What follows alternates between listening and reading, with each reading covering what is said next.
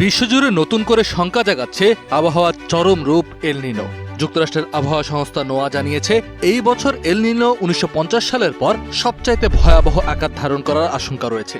এর মধ্যেই ইউরোপের বিস্তীর্ণ অঞ্চলে তীব্র দাবদাহ ও খরা শুরু হয়েছে। পানি শূন্য হয়ে পড়ছে নদীগুলো, আর চোখের সামনে ধ্বংস হচ্ছে মাঠের ফসল। সাধারণ মানুষ ও কৃষকদের জন্য এই প্রাকৃতিক বিপর্যয় এক গভীর সংকটের সৃষ্টি করছে।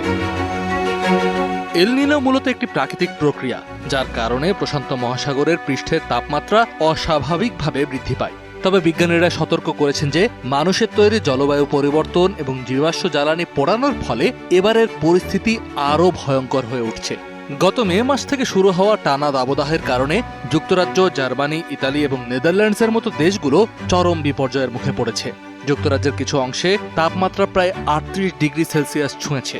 দেশটির প্রায় 4.5 কোটি মানুষ খরার কারণে পানির তীব্র সংকটে পড়েছেন। অন্যদিকে বসনিয়া হার্জেগোভিনায় তাপমাত্রা প্রায় 40 ডিগ্রি সেলসিয়াস পর্যন্ত উঠেছে।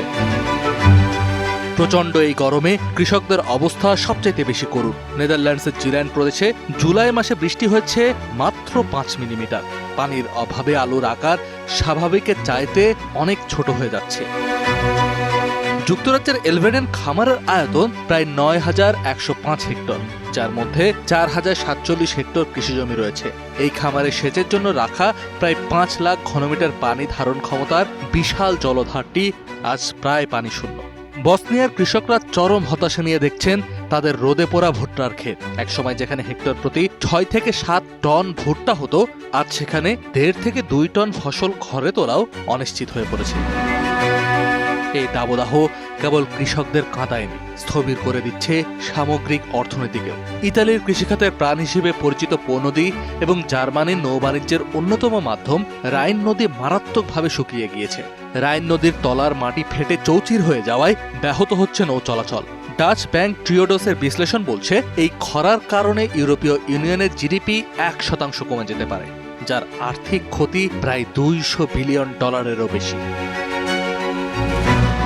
জাতিসংঘের মহাসচিব আন্তোনিও গুতেরেস এই অবস্থাকে জরুরি জলবায়ু সতর্কতা হিসেবে উল্লেখ করেছেন। তিনি বিশ্ববাসীকে দ্রুত জীবাশ্ম জ্বালানির ব্যবহার কমানোর আহ্বান জানিয়েছেন। মধ্য আমেরিকা থেকে পূর্ব আফ্রিকার দেশগুলোতেও এল নিনোর প্রভাবে চরম খাদ্যাভাব ও দুর্ভিক্ষের আশঙ্কা দেখা দিয়েছে। গুয়েতামালা সরকার পরিস্থিতি সামাল দিতে ইতিমধ্যেই জরুরি খাদ্য সহায়তা প্রস্তুত রেখেছে। বিশ্বব্যাপী 2026 সাল এখন পর্যন্ত ইতিহাসের 3য় উষ্ণতম বছর হিসেবে বিবেচিত হচ্ছে। কৃষকরা মাটি না চষে চাষাবাদ করা কিংবা খরা সহনশীল ফসল চাষের মতো বিকল্প পদ্ধতির চেষ্টা করলেও পানির অভাবে তা খুব একটা কাজে আসছে না। নেদারল্যান্ডসের কৃষকরা লবণাক্ত জমিতে যে ফসল ফলানোর চেষ্টা করছেন, মিঠা পানির অভাবে সেটিও শুকিয়ে যাচ্ছে।